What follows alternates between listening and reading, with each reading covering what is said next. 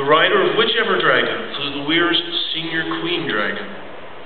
And so the two populations grew separate, distant, and too often intolerant of each other.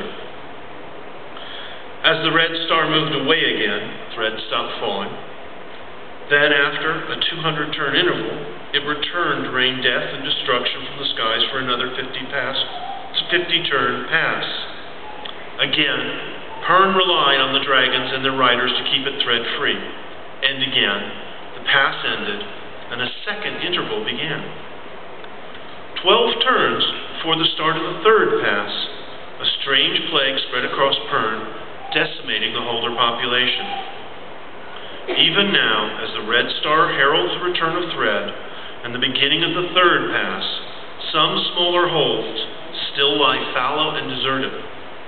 The farmers of Pern struggle to provide enough food for the holders and weirfolk. Miners work long hours to make up for fewer bodies, and few young holders are sent to the Harper Hole or Healer Hole to learn the ancient crafts. Chapter 1. Heart, give voice to sing of life on dragon wings. Fort Weir, AL 507-1117. Second interval.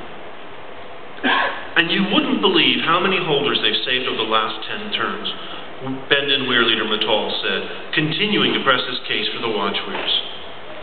The 3 remaining Weir leaders had adjourned to Fort Weir's council room to await the hatching and confer.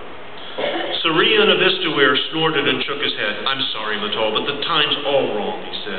Threads will be falling all too soon, and here you are with this radical notion of training dragons and Watch Weirs to fly threads together at night.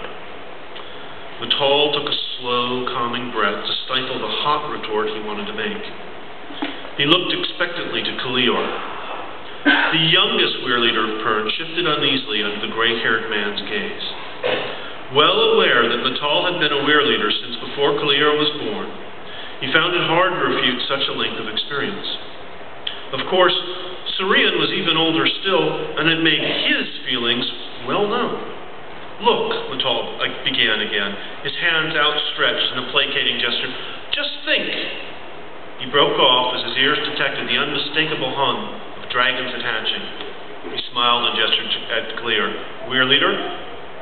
Kalior was already on his feet, heading for the doorway that led to the hatching room.